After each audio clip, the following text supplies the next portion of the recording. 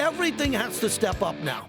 Everything has to go to the next level. He really has the ability to read those holes and really gravitate towards making those big plays, whether it's in the rushing game or in the passing game. This guy's got something to him. You've seen him throw the ball. I mean, you really got to ask yourself, what can he not do? And he's an ultimate team player. It's hard to overlook the ability and the potential that this young man has.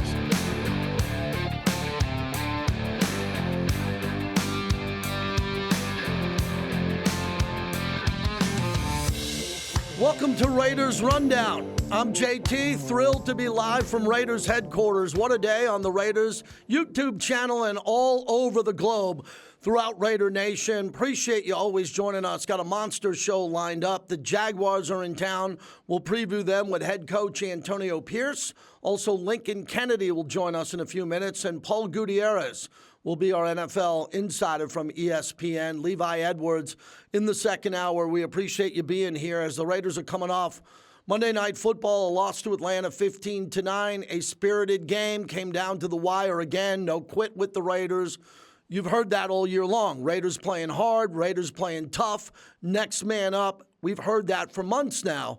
But the Raiders are trying to finish the season with some momentum here, and that's where we're at. And it's been a tough drought for the Silver and Black, but the players in the building are practicing as I speak.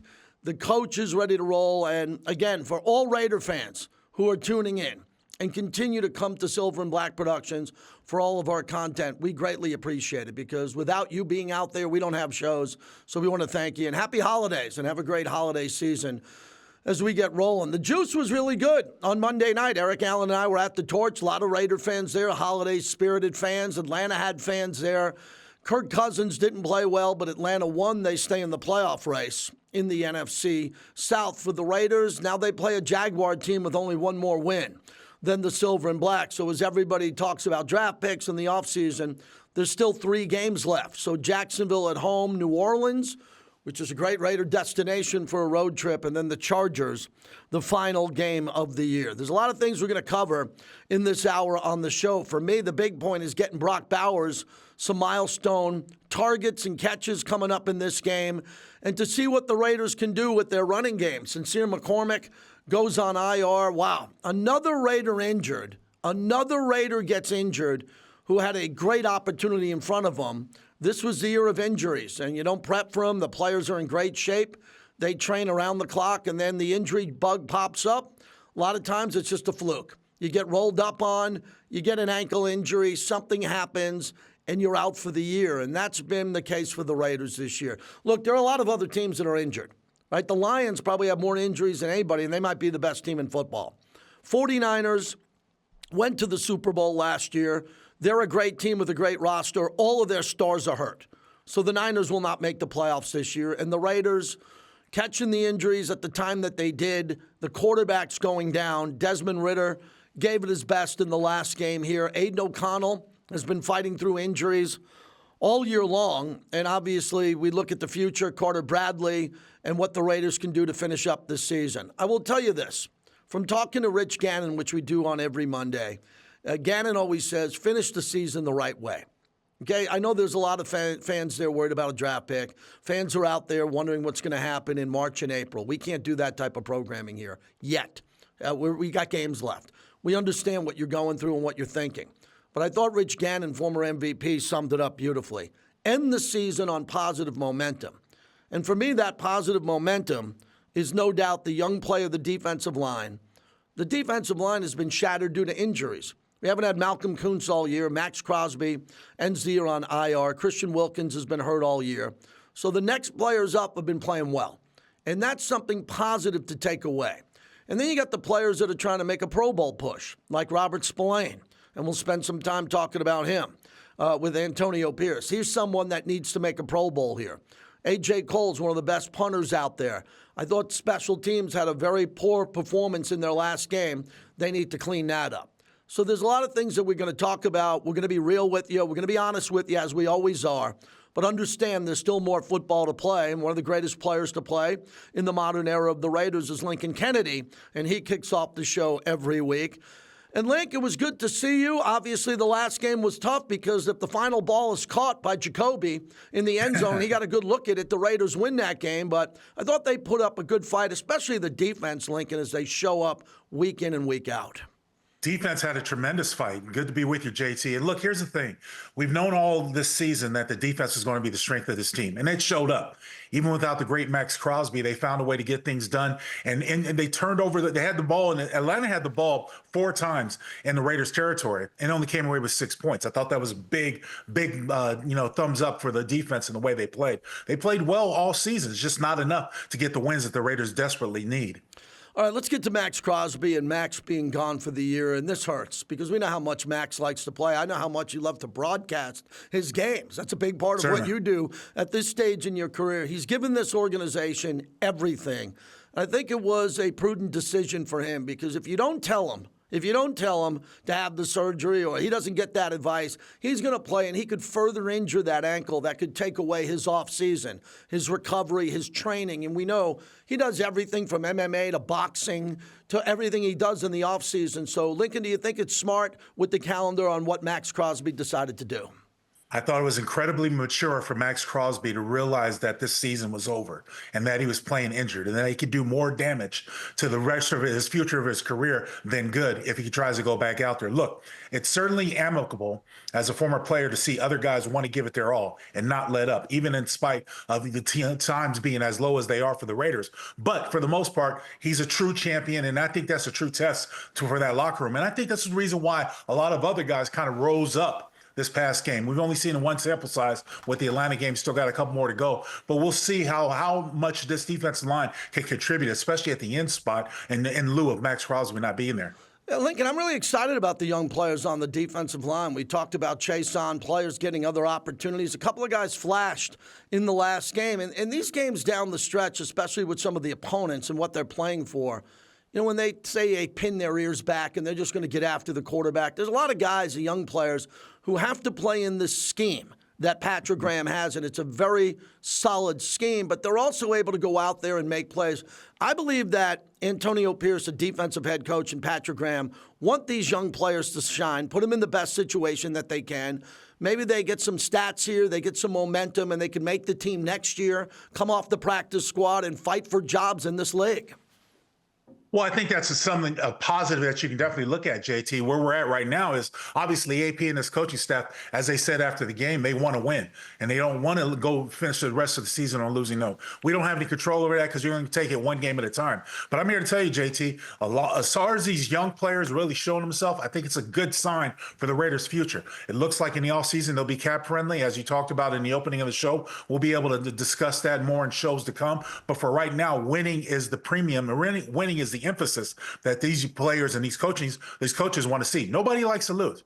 And I've been on many teams that failed through the season. I've been on a 3-13 team. I've been on a 4-12 team. I know how it is and when guys start to give up. But one thing that's gratifying, and I mentioned before, the young players that are getting their opportunity to shine. It's unfortunate what happened to Sincere McCormick. But he was a young undrafted rookie that wanted to try to make himself, did some good things, just couldn't finish off the season. We're still seeing a lot of these young guys that are really getting their time to shine, come in and start and have an impact in the Raiders games. Well, you've been there talking about Tyree Wilson on the broadcast to me for years since he's come in here, and you've been honest. You've been honest about his slow start to his career and he's fighting off an injury when he starts his career. He needs to become more of an alpha, and now we're seeing a better Tyree Wilson. What are you particularly seeing when you call the games and then put on the tape? Physically, he's a freak, and that's the reason why the Raiders drafted him in the first round. They knew what they were getting into when they picked him. They knew he was injured. They knew it was going to be a slow process. I'm happy for Tyree to finally get his groove and finally get into a rhythm. He's learning how to play on this level. It's not easy. You're not taking on the same offensive tackles that he had to take on in college. It's different, and these guys are much more premium, especially when you're talking about where he plays when the defense is right, the offensive left. You're playing against sort of the premier pass blocker in the left tackle. But I'm happy for Tyrese. I think he's come along a long way, a good portion of the way, and he still has some way to go. He has to develop, in my opinion, JT, he has to develop a better second move, a better counter move. I think it'll come. He'll just continue to work on his craft. Lincoln, that's a big part of football, isn't it? You just said it. When you're on a team that's not winning and you're not in the playoff hunt, you got to get something out of the end of the year. There's got to be some things that are happening that bring momentum. You heard what I said about Rich Gannon. I mean, Rich is like you played together. He wants to win every game. Absolutely. We know about the draft pick. We've talked about it. Fans come up to you and talk to you about it every day. But, you got to be in these games, and the Raiders have been in every game. There's just a fumble. There's a block punt. There's a block kick. And I know you were disappointed with that, too, because I heard it on the broadcast. I played it on my show that the special teams breakdowns in a game like that, it's just too big on Monday Night Football to make mistakes like that. We haven't seen it really all season. It really was the worst game the special teams had played, and still the Raiders were in it, had a chance at the end. You don't normally see that. You don't always have the luxury of seeing that. But the Raiders are a team that are still trying to find their way. And it's my opinion, JT, that they've got to figure out how to play near perfect football. I don't know what that consists of with the team that we have on paper, especially when you talk about the amount of injuries, but they've got to play near perfect football because they can ill afford to give up a turnover. They can ill afford to have a block punt. They can ill afford to recover a punt on the 3-yard line with no running game and can't get it out of harm's way. You end up giving up a safety. They cannot have those plays. If you take those plays away, the game outcome might have been a little bit different. We might be having a different conversation right now. Lincoln Kennedy is our guest. Let's get to the Jaguars secondary. They had a really tough spot in this last game against Aaron Rodgers. Aaron Rodgers threw for 283 and 3 touchdowns. Devontae Adams, former Raider. I mean, this is what you dream of for Devontae. 9 receptions, 198 yards, 2 touchdowns, 71. They tore them up. 6 games this season, Lincoln. Jacksonville has allowed a receiver to have 100-plus yards receiving. That's tied for most games in the NFL. The Raiders have got to attack this secondary. You got a young player on the outside who can get upfield quickly, and then we got Brock Bowers, the elephant in the room, who only got 6 targets in the last game and 3 receptions. You can just tell that this is a matchup that the Raiders can exploit. We'll be very careful, JT, of what you asked for, because we saw it in the last game when Desmond Ridder tried to force the ball to Brock Bowers and double coverage was interception. That's what you've got to be aware of. I understand that Brock Bowers is a star. I understand that Jacoby Myers is a star in the making. I understand that we want to have other guys sort of rise and create their own pattern to success. But you got to be smart about it. You cannot force the ball. There were plenty of opportunities in the Atlanta secondary to strike. However, protection was an emphasis. Protection was an issue, not having enough protection. And Desmond Ridder, in my opinion, not really feeling comfortable with the protection up front. The reason why I bring that up is because what I'm concerned about most in watching this Jaguars film, their pass rush. They've got an optimal pass rush that can get after the quarterback, especially 2 guys that I know that we're going to talk about in a little bit. But their secondary has been marred. There are holes to get open, but you've got to give protection to your quarterback. Well, as always, Lincoln Kennedy's nailing it because Trayvon Walker and Josh Hines-Allen are 2 of the best out there. That pass rush this year hasn't shown up that well. They ranked 28th in total sacks, but we said that about Atlanta. Atlanta was dead last, and Atlanta ended up getting 4. So I think the protection that's going to be here, especially from the veterans, with Sincere McCormick out, and you look at Abdullah and Madison, who's pretty good when it comes to that, too. I don't know, Lincoln, the offensive line, that's why we have you on every week, because you look at the tape, and some games PFF gives them a good grade, other weeks they don't. And I can tell you one thing, they seem to have the guys they want to go with to the end of the year. I don't know who's going to be back next year. There's a lot of contract status and all of that, but this will be a good test because these Jaguar edge rushers, those guys who wear the 40s, are coming around the edge, and they're going to pin their ears back. They want to have big games. And that's huge for a number of reasons. One reason is because you have to keep a back and a tight end in, or you have to have max protection, which limits the amount of guys that can go out on the pass route. And when it comes to the tight end position, unless you have Mayer in there helping to chip out, and you want to put Brock Bowers, say, wide split left or right, that's the only way that you're going to be able to free him up, because otherwise you got to give him protection responsibilities. Same thing goes for the back. Now, the reason why I bring that into play is because I've seen the quarterbacks, whomever they are, Aiden O'Connell, Desmond Ridder this last game, I've seen the quarterbacks not really go through their progression, go through maybe half their progression, and then want to take a check down or want to throw a flare route. Now, we've had some success with that, JT, but it's not something that you can live by. It's not something bread and butter that you can go by. So my thing is this, is that you've got to find a way to create a little bit of a comfort zone for your quarterback in that pocket to be able to survey down the field. There are opportunities down there, but you've got to protect them. Yeah, we'll wait for the coach to make it official later in the week. It's a short week, but I watched Aiden O'Connell warm up. Eric Allen and I were down there, and he looked good. He was running around. I mean, he looked really good, but again, that'll be a coach's decision coming up here. I just think that at this point in the season for the Raiders, we know that their passing game is much better than their running game. When they had the safety trying to run it out of the shotgun at the goal line, I didn't think that was a smart play. You just throw it 5 yards to Brock, and if he's not there, throw it out of bounds and punt. The Brock Bowers storyline is really important because there's a player on Jacksonville. Everybody talks about Brock, and they should. He should be Offensive Rookie of the Year. Not so fast. Brian Thomas Jr., 64 receptions, 956 yards, and 8 touchdowns. He wants that award, too. And he's coming in here, and if he has a 10-reception game, Strange, their tight end in the last game, had 11 receptions. It's the first time in almost 2 years, that a wide receiver and tight end duo had that number, okay, double digits in a game. I was shocked when I heard that, thinking of Kelsey and all the guys that he's played with. No, it's these two guys last week. So I'm a big believer. If it works 1 week, do it again. Run the same plays. Raiders better be ready for that. Well, Mark Jones is playing pretty well in lieu of Trevor Lawrence being down injured for the rest of the season. So he's trying to prove himself well. Yeah, they're definitely going to come out firing. I think that the Jaguars, of course, they want to play like Atlanta did, where they want to play that run. And if it's taken away, they have some opportunities to pass. But I'm hoping that the Raiders can sort of mimic that sort of wide receiver tight end combination that we've seen other teams exemplify around the league or utilize around the league over the past couple of years. They're not there yet because they're still trying to develop a scheme, overall identity amongst this team. Yeah, as we're looking at our feed on YouTube, you can see this. If you're watching, if you're listening, we'll tell you it's Mac Jones. And Mac Jones has been around a bunch, and he can make plays. Yes. And, Lincoln, it's tough. He played at such a high level at Alabama. He was a high draft pick. He played well for the Patriots. I mean, when you have to replace Tom Brady, we don't know anybody who knows that type of pressure except for this guy. True story. Now it looks like he's going to bounce around the league. He's actually from the Jacksonville area, one of the suburbs there. And he's playing not for this backup job for next year. He's playing to play somewhere else. He wants to start. He wants to have – look at what we've seen. We've seen with Baker Mayfield bouncing around. Yeah. We saw it with Sam Darnold. I put Mac Jones in that same category. He might not be as good as Sam Darnold or Baker Mayfield, but his story and arc reminds me of that. He's going to be a backup, then he's going to play well, and then he's going to start somewhere in the league. Or maybe Jacksonville's his home behind Trevor Lawrence. And Trevor Lawrence, that's a tough spot for him too because the fans there have seen enough of him, and he hasn't been playing well as of late. They got a quarterback problem, and this guy could stabilize it for him.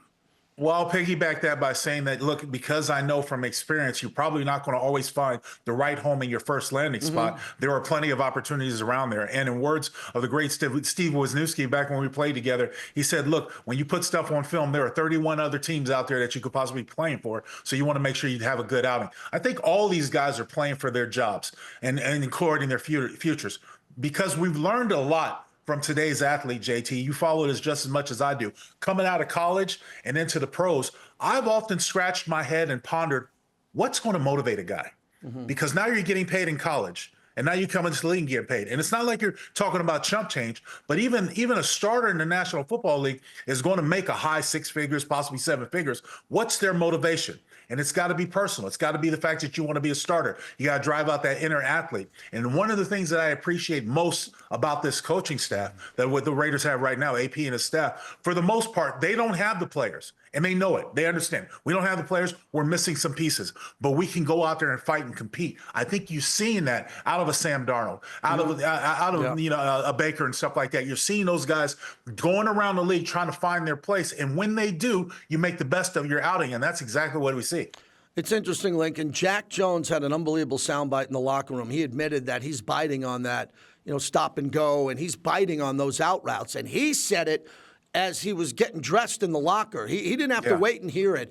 And I think the secondary, they got to fix that because you got young players in the secondary, and a lot of times I see them in a soft zone, and teams are getting a 10-yard cushion. But then I see them trying to jump routes and trying to make plays here. As you look at the secondary here, other than Trayvon Merrick going forward, Isaiah Powell-Miles better tackler than he is, trying to knock down a pass or intercept the ball. But the corners are going to be an issue here because Tom Telesco's got a lot of money. And there's a lot of good players coming out in the draft, and there's veterans around the league that are all going to want to play in Las Vegas for a bunch of different issues here. I think it's an important final 3 games for these cornerbacks to prove that they can play and have a shot at playing here next year.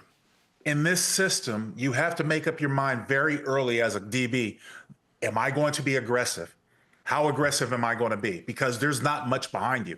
Don't have a deep safety look for the most part. Sometimes you play with 2 high safeties. But look, Atlanta came in with the instance, and they were playing 2 high safeties. And the theory used to be, when I played, it was like if you have 2 safeties in the box, you want to run the ball. When there's 1 safety in the box, you want to throw the ball. That's sort of the formula for success for offenses. And you kind of get away from that when you don't have that threat.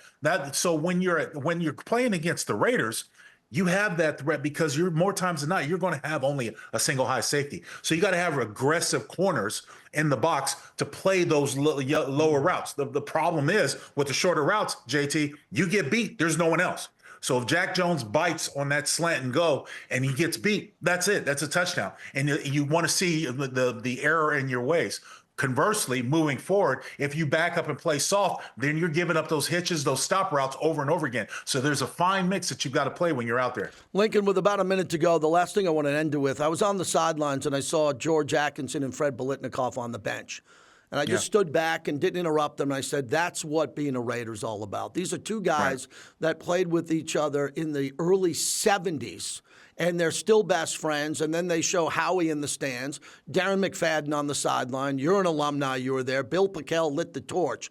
What does it mean to you? This team is struggling now. They look towards you for leadership as this team is finishing the stretch and the fans want to know what the team is playing for. Over my right shoulder is one of the more fonder moments in my life, is when I lit the torch back in Oakland. I love being a Raider. You know that, JT. Everyone who knows me knows it. Raider Nation knows it. I want this team to be successful. I want this organization to be successful. I want it to do it the right way because I want it to have its staying power, lasting power.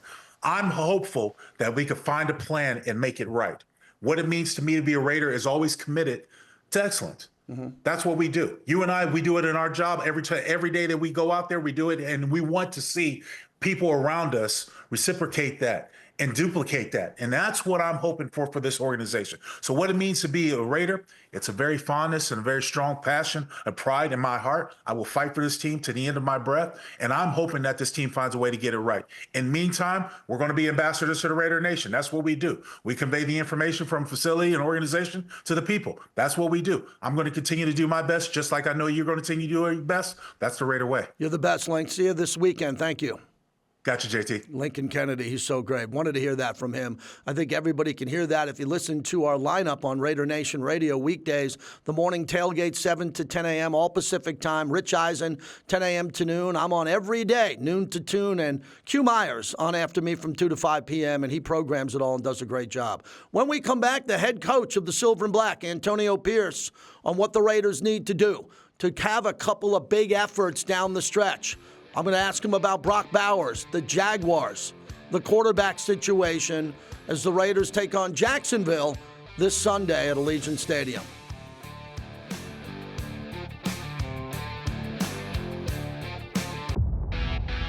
It's game day. The day we've been waiting for. And this is more than just a game. It's a passion, a lifestyle. It's time to suit up, Raider Nation.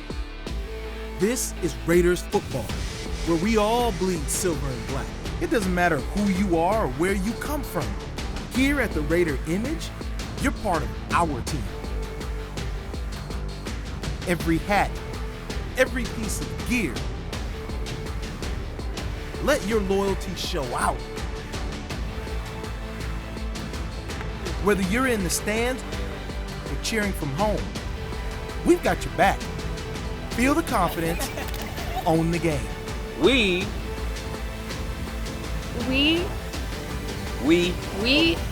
are the Raider Image. Your game, your gear. Exclusively at the Raider Image.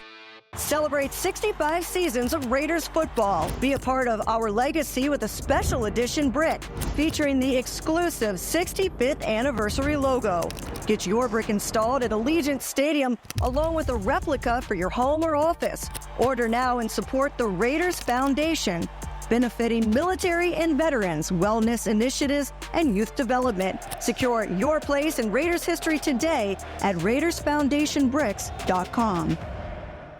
Head coach Antonio Pierce joins us. Coach, let's get into the Jaguars. And Doug Peterson was a good quarterback, really good play caller, a Super Bowl champ. Tell us about him. I mean, really good. I mean, obviously, he's gone through the ranks as a player, assistant coach, coordinator, done it all. Been underneath some great head coaches. Andy Reid played for some great coaches.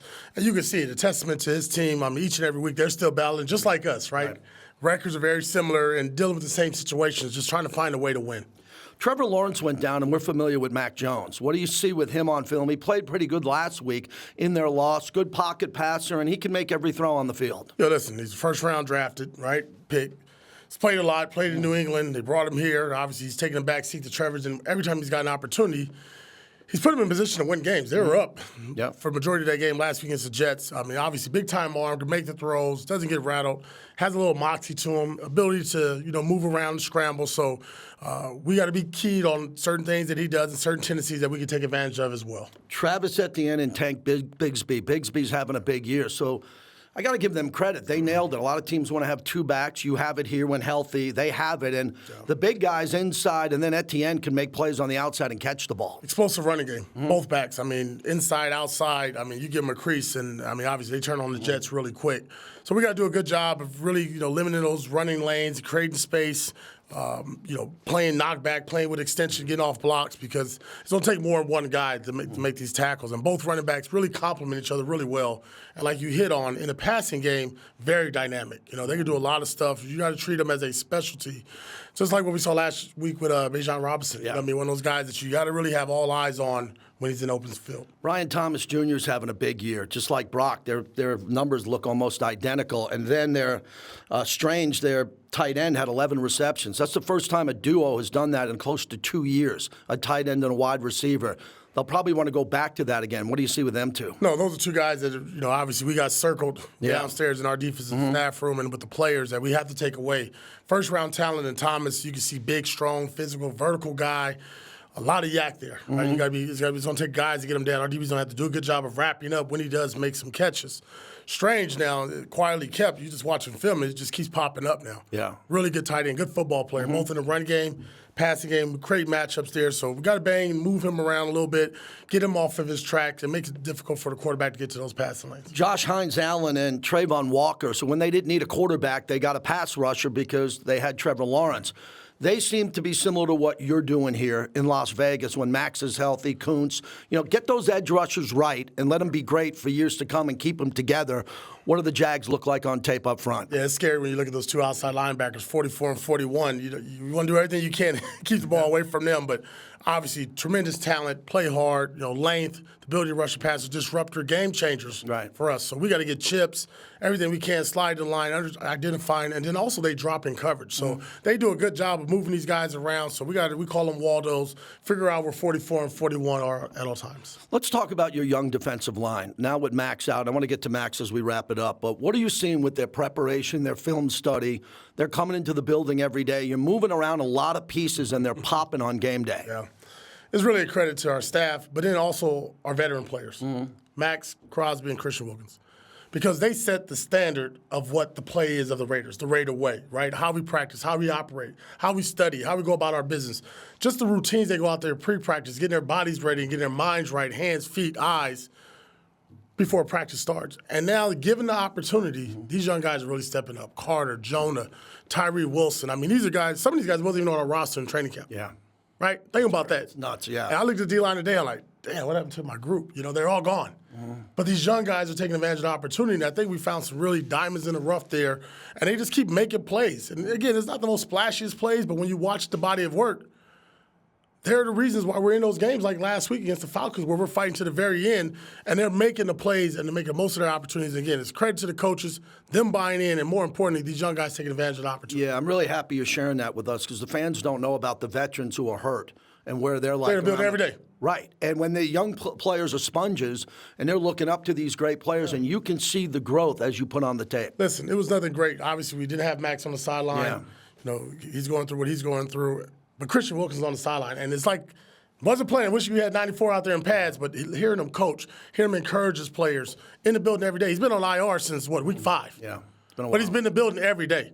That's the culture. That's the standard here now with them guys. Malcolm Kuntz, Crosby, Marcus Epps being around. Gardner's in the building. He was in after the game in the locker room. So it's just good. Most times guys go to IR, what they do? They disappear. Right.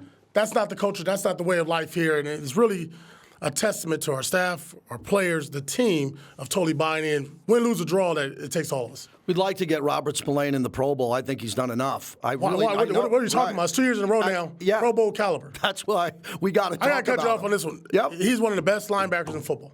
Great. When we signed him, the biggest knock was pass coverage. All he's done is intercept the ball. Yeah. Make plays in the passing game. Been a leader, been one of the more instrumental players of why our defense has been consistent with all the injuries, all the stuff going on. He's a tentacle to Patrick Graham out there on the field, all the checks, so much we put on his plate. Not only he's doing that, getting the other 10 guys right and ready, but damn, he's handling his business too. And that was a huge play in the third quarter, right? Hopefully he got a swing. And again, the thing about it, and you don't hear it, you don't see it enough, but I wish you could listen, just have him mic'd up 24/7. The most positive, encouraging, no flinching, no blinking mindset that you can have as an example, a captain, a leader of your team. He is Pro Bowl worthy. He's one of the better linebackers in the league. I'm not saying that. If I watch from afar, I'd be like, damn, I want 41 on my team. Absolutely. And I'm glad he's on ours. Is it frustrating as a coach when you see the Pro Bowl voting? Because some players care. They all care about it. For some, it's financial, but it's also prestige to have that at the end of your career. And he's a guy, as you said, should have been a Pro Bowler earlier. Yeah, I mean, listen, sometimes because of the record, right? Yeah. We are what we are. We're 2-12, and the guys that's winning, they get all the accolades. But I think if you really just look down and watch the body of work, and when I say body of work, I'm talking about all 14 games this year. He's been consistently showing up. What was it, 5-6 games straight with 10-plus tackles? The game we had in Baltimore, game-changing interception plays, sacks. Hell, forget the roughing the passer, the personal foul on the quarterback the other day. That was game-changing there on 3rd and 4. We're going to get the ball back with 2:40 left, right? So just so many moments that he's played in critical moments on 3rd down, in the red zone, in situational football where we needed him to step up and making a play. He's done it.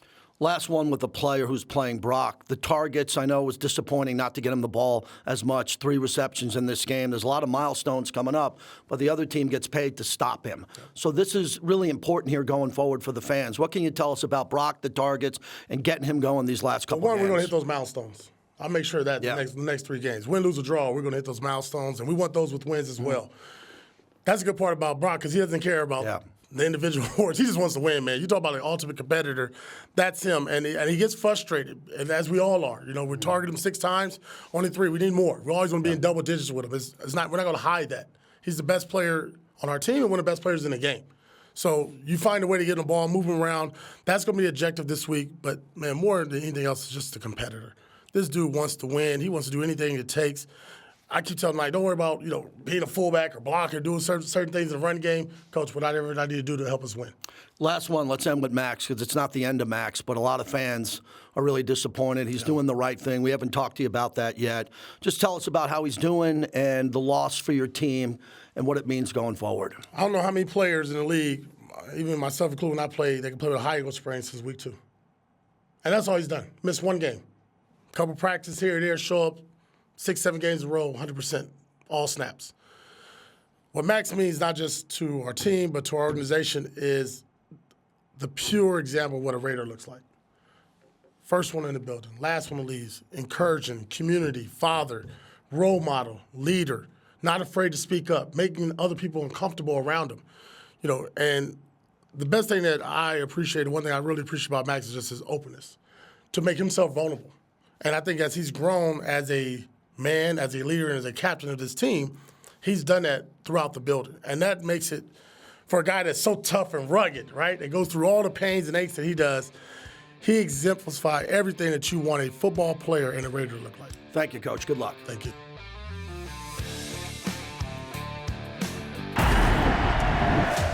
To be a Raider is to be bold, powerful, and loyal. Once a Raider, always a Raider. Raider Nation family is authentic, with the heart here in Las Vegas.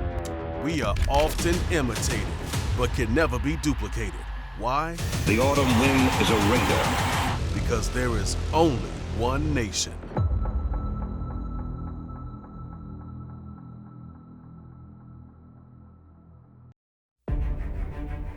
Today, the Oakland Raiders take on the two-time defending Super Bowl champion. The stakes were enormously high. They had knocked us out of the playoffs the previous year, and so you feel like you have a little bit of a score to settle. When those two teams got together, anything could happen. Touchdown, Miami! Somewhere along the line, somebody's got to make a play. Frank Biletnikoff just made a miracle catch! Then that game became nuts. It was a war out there. Cornfield makes the catch for a touchdown! The attitude of that team is find a way to win. And he makes a diving catch! The Oakland Coliseum is coming apart here! That was the most emotional game I ever played in my life. And now comes heart-stopping football. It was going to come down to who was going to have the ball last with enough time on the clock. This football game has been all anyone conceived it could be.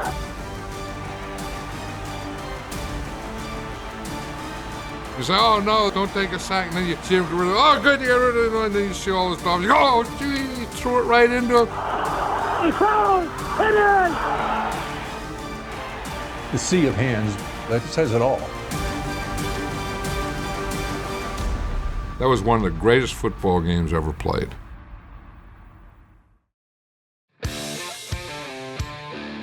We continue to tell you everything about the Raiders now. They play hard. We know that. You know that. There's no quitting this team. I mean, he's just been showing up each and every week for us, each and every week. And sometimes it's not the most glamorous stats, but it's all the little things he's doing well. I love it when guys take full advantage of their opportunities. Chase Hunt is doing just that. This guy, when you watch him play, he's a football player. Where they're able to put him on the field, it just makes him limitless. Welcome back to Raiders Rundown. What a pleasure it is to have Paul Gutierrez, who joins us from ESPN in studio. Great to have you. Let's start off with Monday Night Football. It's a short week. The energy in the building seemed to be there. The Raiders defense showed up again, but special teams had an off night. Special teams, there's a lot of bizarre things that happened in that game, JT, because that was one of the areas of the three tiers of the game, right, that you never really had to question as the year went on. Strange, a fair catch inside the 5-yard line, letting guys just run through and block kicks. It was something we hadn't seen all year long, and if you don't see it, maybe it's a different outcome in the game. But here we are, last stretch of the season, and new things are starting to pop up. You're an insider with this team, and you have great access to the team. When you're in the locker room after the game compared to practice, what do you notice? You know what's interesting, and I've written this for a piece that's coming out later this week, is where they are right now. They've lost 10 straight games. It's their longest in-season losing streak since they opened 0-10 back in 2014. You'd think that you're walking through the locker room and you'd see a lot of dismay, a lot of guys checking out, a lot of guys giving up. You don't feel that. You feel more like they're kind of stunned that they're putting in the work. They're watching the film. They're trying their hardest. And I know that doesn't mean a lot to fans that are paying their money to go to the games and that are invested, but they seem more confused that what the work they're putting in isn't translating into wins. So it just seems like there's this weird vibe of look, they're putting in the work, but it's not really translating into wins. I think you could say that about a lot of teams now. There's a lot of 3-win teams, and the Giants at 2 wins, and the Raiders and the potential for the first-round pick. I want to get to Bowers. I was really, I would say, borderline upset that he didn't get the targets that he did, considering the opponent when they were back up against the end zone on the safety. That's a Brock 5-yard in route. You just get the ball out of there with him. And the lack of targets from Desmond Ridder in that game to the receivers until the second half, I just didn't understand that. And with Brock and these milestones coming up, you just heard the coach, and he's making it sure that he gets those targets going forward. What was your takeaway from his performance? Well, that's the thing about receivers or pass catchers, right, is they can't do anything unless the ball is thrown to them anyways. So when he's not getting the ball, there's nothing he can do about it. Now, teams have figured him out. Not necessarily they figured him out, but they figured out that he's where the offense is going through. So they're going to bracket him. They're going to double cover him. They're going to put their best cornerbacks on him. And that's probably the height of respect you can get as a rookie. You're getting other teams putting their best cornerbacks on him. So, again, it goes back to how fine that line is between taking what teams are giving you and taking what you want. And if you're good enough, you take what you want. So it was kind of surprising. I do follow you on Twitter, so I saw your timeline during the game, how upset you were that Brock wasn't getting his targets. But again, if you put yourself in the best position to succeed, you have to put your best players in position to succeed as well. And up and through midway through the third quarter, I mean, it was till the last drive when Jacoby Myers even had a catch. So it was just kind of head scratching all the way around. What I like about Aiden O'Connell when he's healthy, the ball comes out quick. He's very decisive. He can throw a great out route. He can throw a deep ball. He's perfect for Brock to get him going again because I think he's going to lean on him. Aiden has a goal. Right? I think his goal is to be the starter for this franchise for years to come.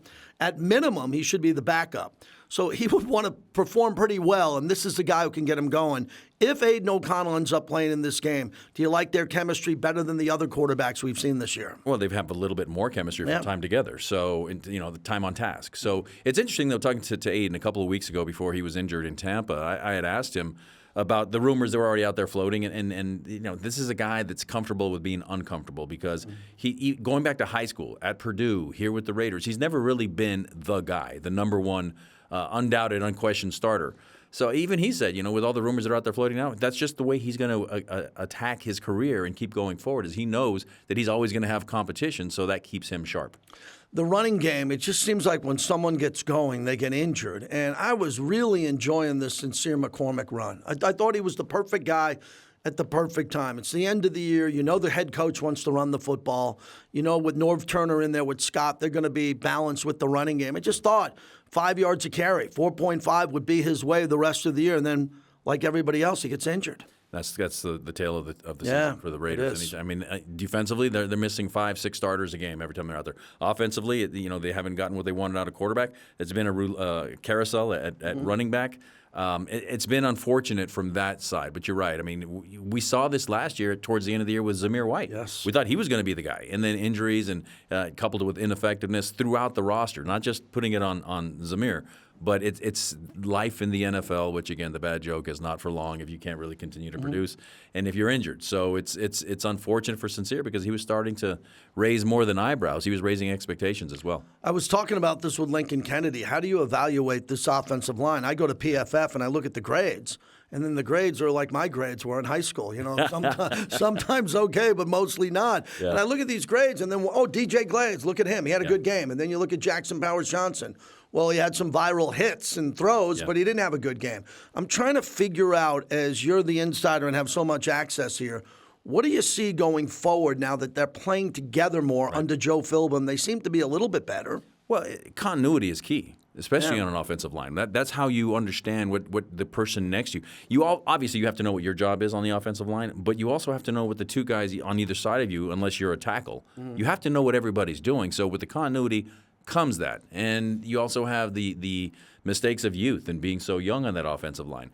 The way I kind of describe it is they finally settled on an offensive line at least, but it took almost 3/4 of the season to figure it out. So you can only go up from there. And again, when you're talking offensive line, grades are, like you said, it's kind of the beauty's in the eye of the beholder. I mean, what are you looking for? What are you doing? Were they supposed to stay on a block that long? It really is, to me, the better an offensive lineman is, the less you notice him.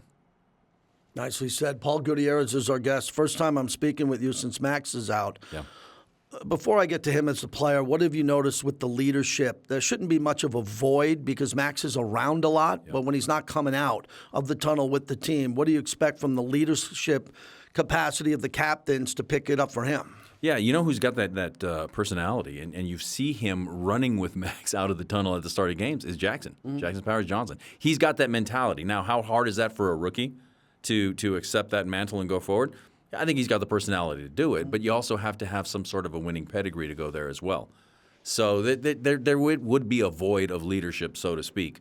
But again, that's what these last 3 games are going to be for. Not only to try to put your best effort out there if you're a rookie, if you're a free agent, if you're basically auditioning for a new job anyways every time you're out there, especially at this point of a season. So with Maxx Crosby not being out there, it's an opportunity, really. Yeah, it is. And that's the way that I think Antonio Pierce is looking at it as well. And it's it's not been the season that anybody around this organization has dreamed of or anticipated.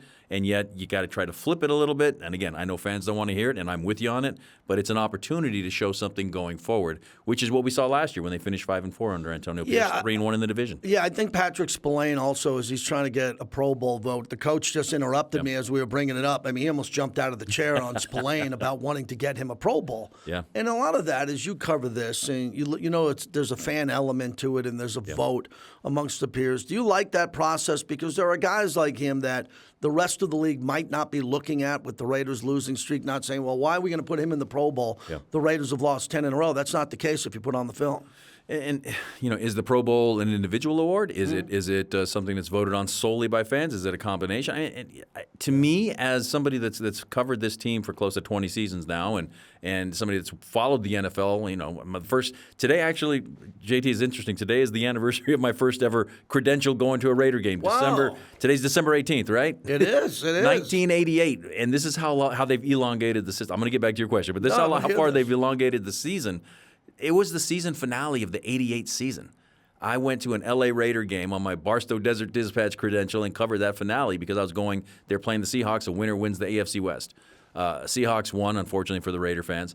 But today is 36 years ago was the first ever Raider game I went to on a credential. And the season ended today. Now we still got 3 games to go. So it comes back around to there's still 3 more weeks for somebody like Spillane to present his case to the fans, to other people in the league, because to me he's kind of that quiet yet unquestioned spiritual leader of that defense as the green dot, especially as the green dot for the middle linebacker. You got your Rebels gear on. They got a new coach. The other coach, Barry Odom, did a nice job. They came up short in the Mountain West. I know you're going to the bowl game, which you're excited about. I think it's an important moment here in this city because the Rebels are legit, but they're going to lose a lot of players. The portal's always there. But getting Dan Mullen, who's a TV guy who got Dak Prescott going, he's the architect of Dak making $60 million a year. And he had a nice run at Florida, and I think he's relevant at this time to recruit young players. No doubt. And if he's been on TV, they're going to know who he is, right? Yeah. So that's part of the battle there, too, in the recruiting. And then he's an offensive-minded guy. The UNLV is going to need a quarterback. They're losing 29 seniors, and like you said, the transfer portal's opening up. So as an alum and as somebody that's was going to school at UNLV in the early 90s, I never thought I'd say that UNLV was a football school, but it's exciting now that they just need to get the running Rebels up and running again too. Wrapping it up with the Raiders, you look at the Jaguars. What are they playing for? Because the fans, you know what they're saying. They're sliding into me and you saying, well, the draft picks everything.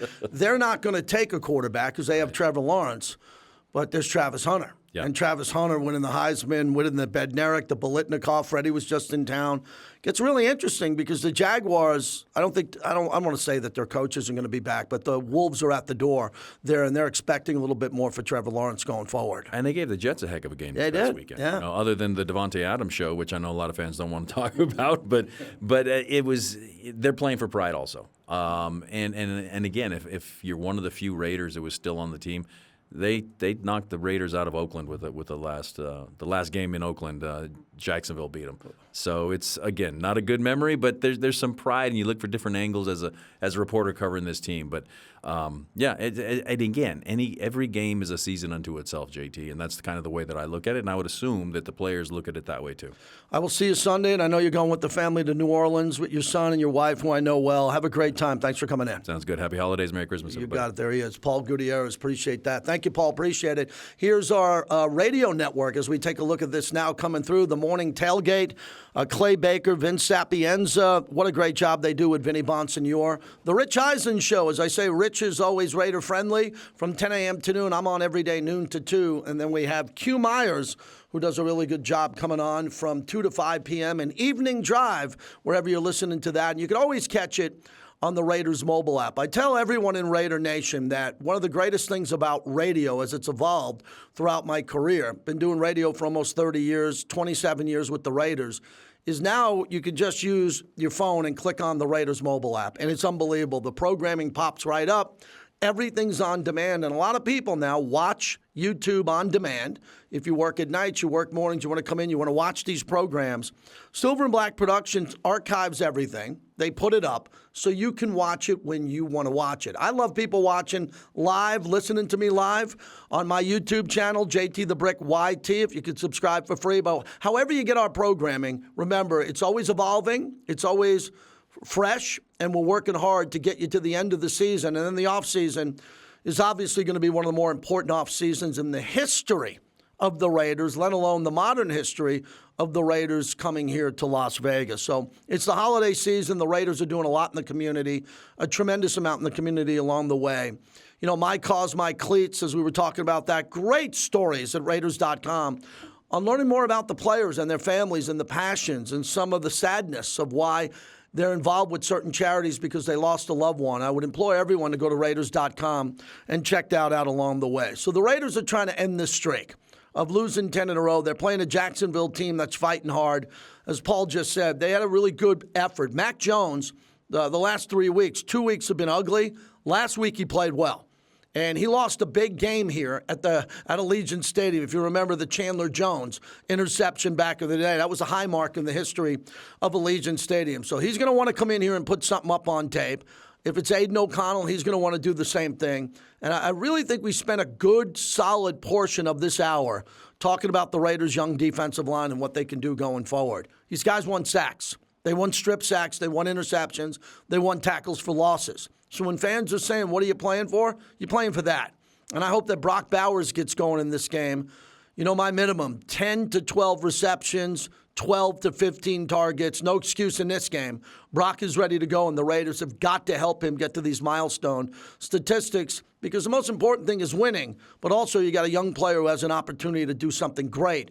In the history of an organization that's been around 65 years, can't wait to see the game that Brock has. Thanks to everybody who tuned in live, everyone who's following us on our flagship radio station. We got another hour to go. Levi Edwards will join me here in studio, and everybody who watches this on the Raiders YouTube channel. We appreciate that. Please subscribe and share it with your other friends in Raider Nation who should know everything at Raiders.com either way. For everyone at Silver and Black Productions, I'm JT. Thanks a lot for watching Raiders Rundown. We appreciate it. Raiders home Sunday against Jacksonville.